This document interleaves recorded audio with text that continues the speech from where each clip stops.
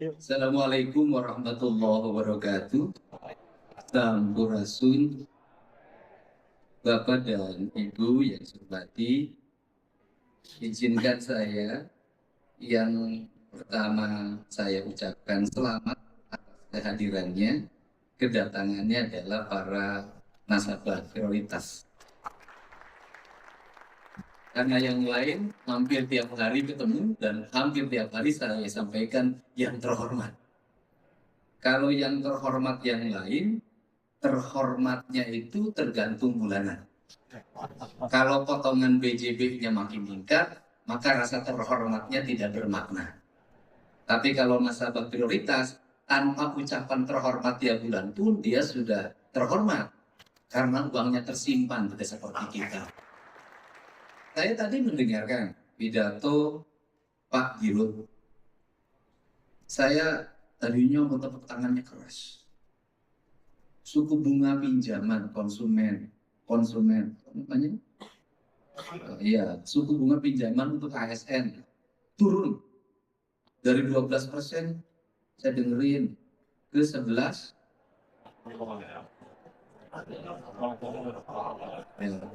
Cuma 6%.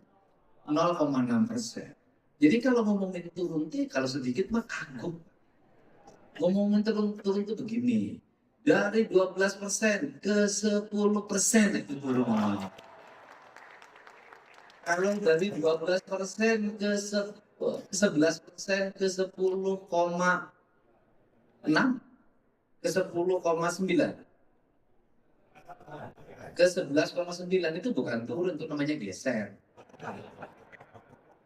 Kenapa saya ngotot di urusan itu? Saya ini hidup itu selalu berpegang teguh dengan prinsip kesetiaan dan persahabatan. Karena yang selama ini setia pada BJB itu ASN.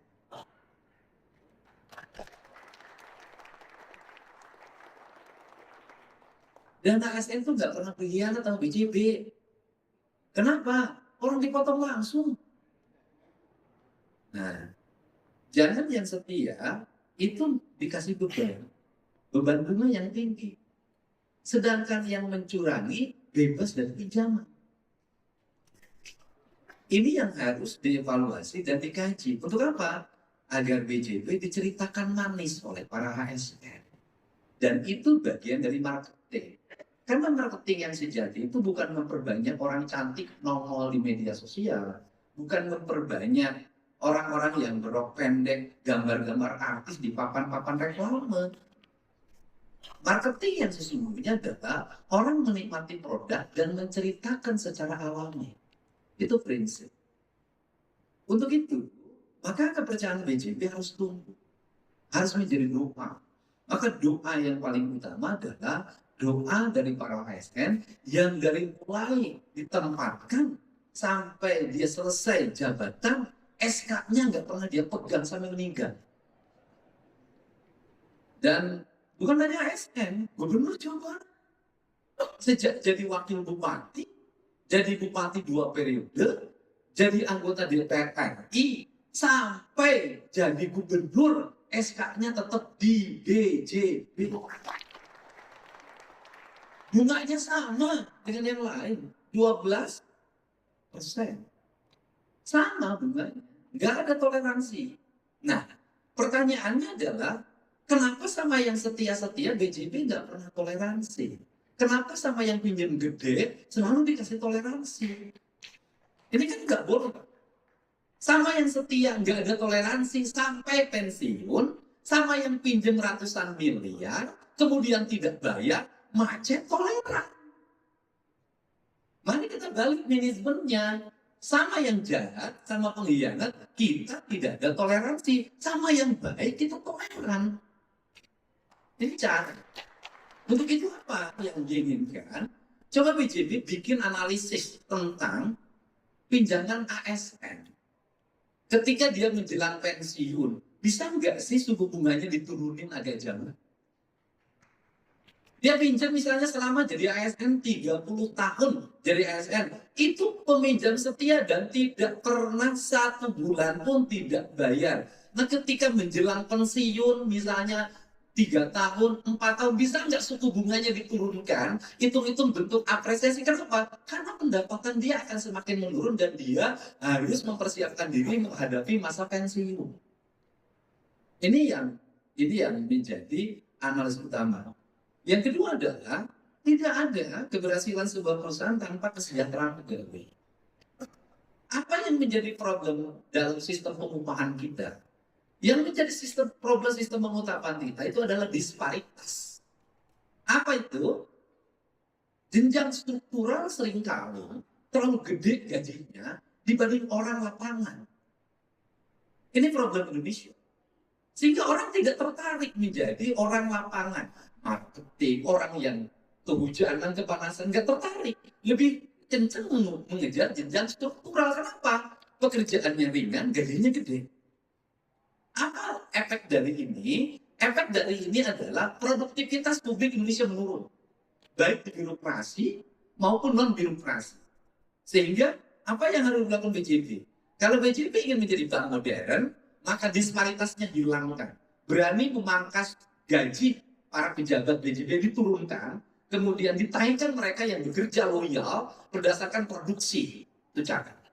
Baru dari situ orang akan menganggap bahwa kita nggak usah mengejar jabatan, tapi kita mengejar prestasi. Dengan prestasi kita dihargai.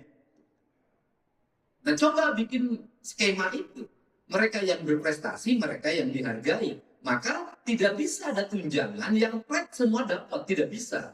Maka siapa yang dapat? Cabang yang paling produktif, cabang yang paling bekerja keras, cabang yang menjadi tiang atau fondasi. Jangan sampai apa? Cabang yang bekerja keras tidak dihargai, cabang yang leha-leha mendapat banyak. Ini nanti yang menjadi sumber keuangan produktifnya bisa bubar.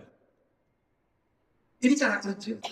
Ini cara kerja. Sehingga dalam ini semua cara kerja saya selama ini adalah orang yang paling dekat itu orang yang paling capek, paling sering disuruh, paling harus mau berkorban, yang paling sering ditelepon. Tetapi dia dibangunkan malam, disuruh pagi, bergerak dalam setiap waktu, tidak berhenti, nanti seiring dengan apa yang dia dapat. Karena itulah bekerja. Nah, ini cara kerja ini harus dibangun. Yang kemudian yang berikutnya adalah membangun trust, kepercayaan publik. Kepercayaan publik itu hanya akan terjadi pada 2 hal.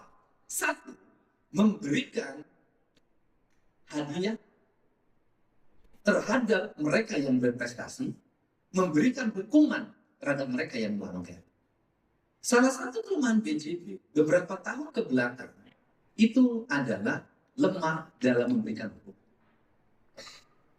Saya berikan contoh. Hari ini orang lagi membicarakan kasus pembunuhan di Indramayu. 5 keluarga, 5 orang dibunuh oleh 1 orang terdakwa. Dan terdakwanya 2. Yang 1 mengakunya membantu menguburkan. Bukan pengakuannya. Kemudian terdakwa utamanya mengatakan pembunuhnya bukan saya.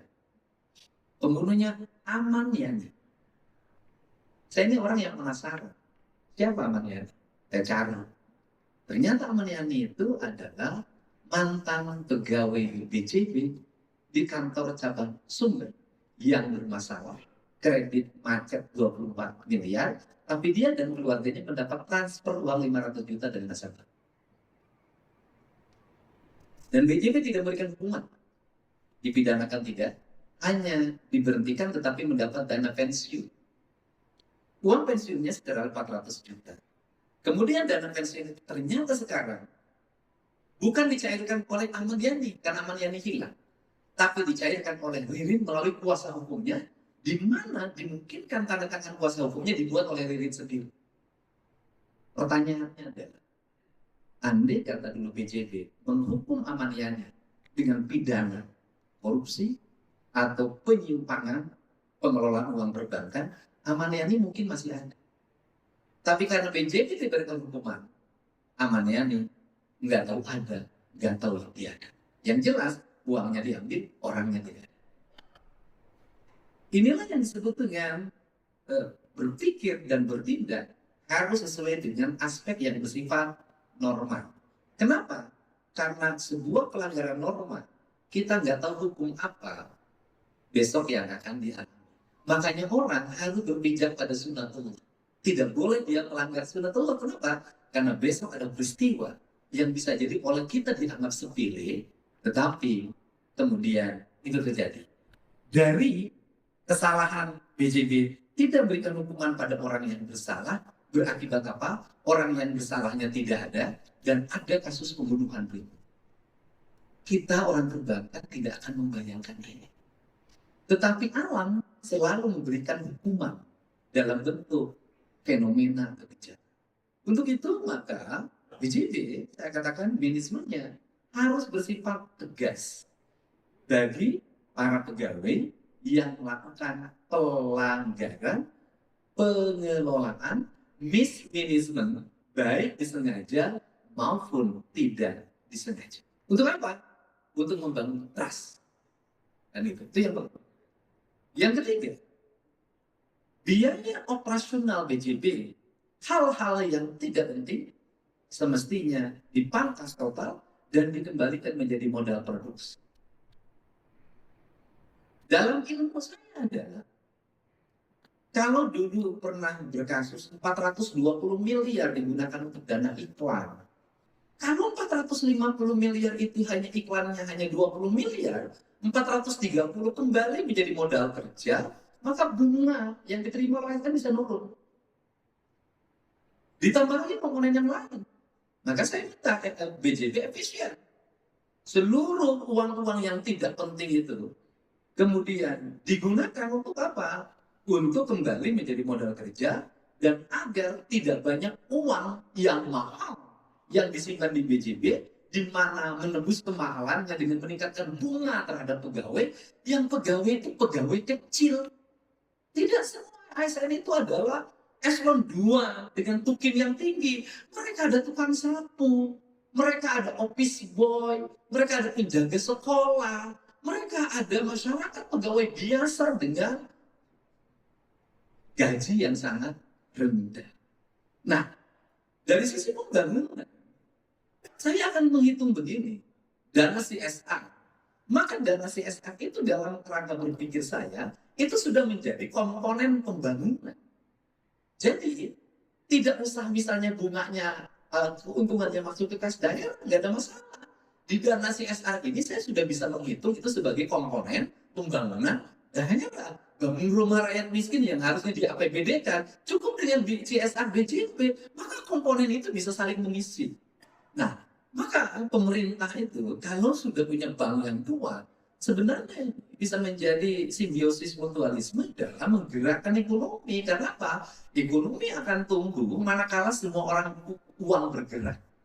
Kalau uangnya bergerak, jadi aspek-aspek yang bersifat real di masyarakat, menjadi pembangunan infrastruktur jalan, irigasi, pembangunan sekolah, layanan dasar rumah sakit, layanan dasar puskesmas, pembangunan ekonomi rakyatan, semua bergerak dalam setiap waktu. Uangnya tidak ada yang terlalu lama di bank, maka berputar, maka ekonomi kita akan kuat.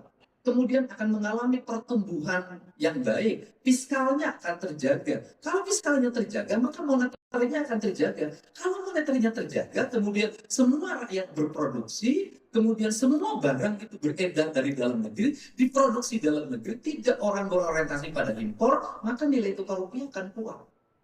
Karena nilai tukar itu tergantung produksi dalam negeri. Nah, ini kan kerangka yang harus dibangun. Sehingga saya ketika ketemu BI, kadang kan orang salah asumsi terhadap BI. BI dianggap lembaga yang mampu menjaga ketahanan rupiah.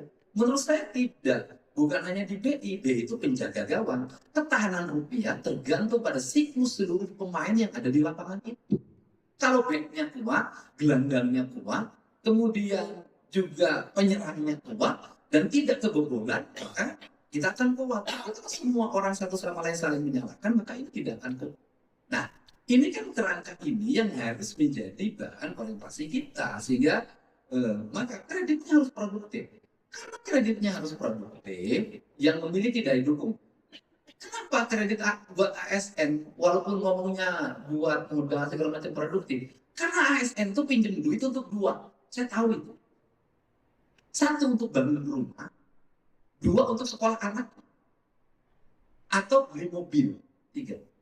Jangan ASN pinjam BJB untuk kawin lagi, jangan. Nah, itu menjadi produktif. Kenapa? Ketika bangun rumah, maka dia akan ada siklus ekonomi yang jalan. Ketika beli mobil juga selama itu untuk kepentingan dia dalam setiap waktu, kita melahirkan siklus ekonomi. Dan jangan orang lain, saya dulu punya kebun sawah hektaran, itu pinjam BJB 600 juta. Kemudian berkembang itu. Saya punya peternakan domba, itu pinjam BJB. Saya peternakan sapi, pinjam BJB. Selama itu untuk produktif, maka itu untuk kekuatan. Nah, kemudian yang berikutnya adalah perbankan harus terhindar dari intervensi politik. Bagaimana? Silakan dicek. Saya selama jadi gubernur hampir 1,5 tahun, tidak ada satupun saya pernah mengajukan orang untuk pinjam ke BJB. Tidak pernah. Pengusaha siapapun saya dapat. Kemudian, saya tidak pernah meminta BJB memberikan kredit bagi kelompok masyarakat, kelompok usaha. Tidak pernah saya. Kenapa? Saya belajar dari Jawa Barat.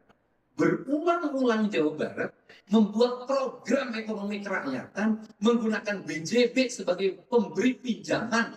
Hampir saya katakan 100% macet. Cek. Siapa?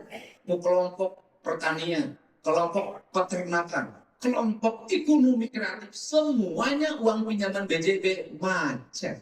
Kenapa?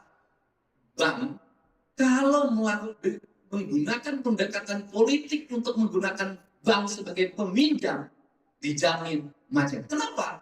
Karena yang diberi pinjamannya merasa bahwa ini garansi politik. Saya dulu kan pernah dukung gubernur. Hari ini saya buat pinjaman BJB lewat kelompok, nggak akan bayar. Nggak akan itu. Nah makanya saya tidak mau masuk ke wilayah itu. Urusan BJB adalah urusan pengelolaan keuangan profesional karena pemerintah provinsi itu menuntut untung. Kan pemerintah provinsi menuntut untung, profitnya pengen meningkat. Kalau profitnya pengen meningkat, saya tidak boleh intervensi. Kenapa? Kalau ada kemacetan nanti bisa balik, saya nggak bisa setor. Kan macet. Yang macet siapa? Kan teman-teman Bapak. Nah, tetapi dengan kerangka ini, maka saya akan menuntut profesionalisme dalam bahasa keseharian. Ulah waka aja, namun jangan panen. Artinya, jangan dulu Bang bagi bonus besar-besar kalau BJB-nya belum besar. Itu cara, karena kita tidak mungkin menari bahagia di atas derita dan di atas luka. Nah, ini kerangka ini harus dibuat menjadi acuan dalam melakukan pengelolaan keuangan. Sehingga siapa yang harus diperhatikan oleh BJB? Dua. Yang pertama, yang meminjam tepat waktu bayarnya. Yang kedua, yang menyimpan. BJB kuat.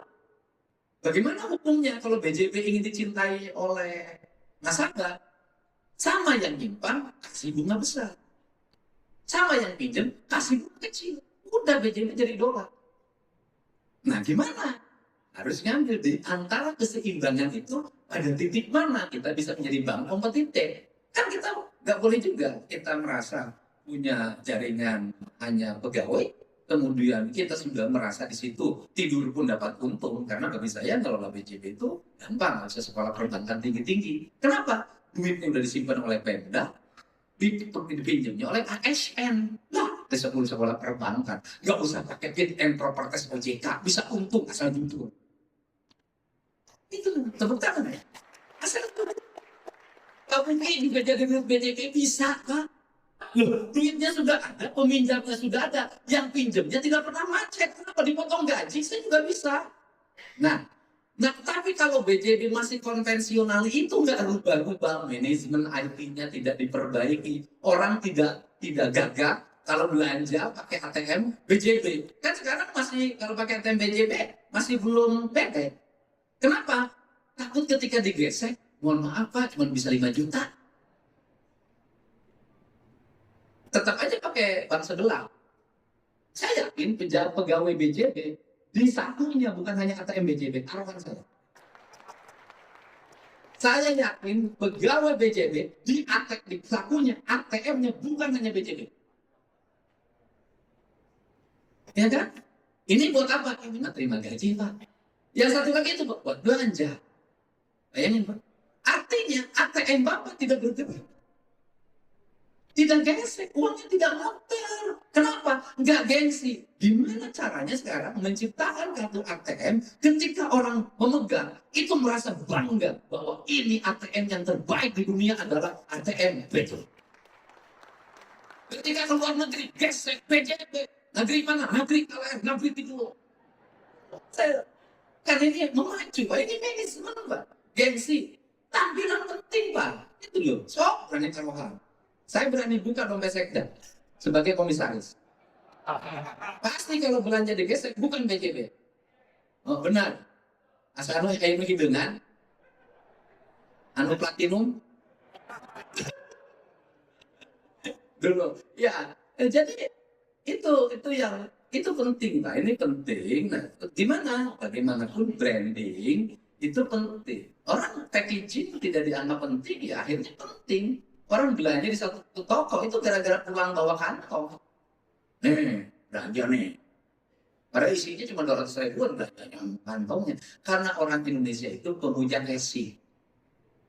Jadi tampilan itu penting dalam Indonesia. Jadi saya memperhatikan tampilannya sih.